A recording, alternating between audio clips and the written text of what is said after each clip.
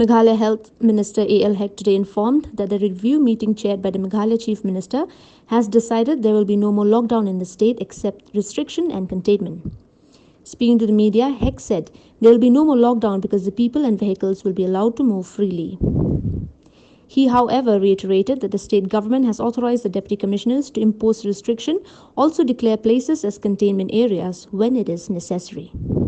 That is the containment strategy.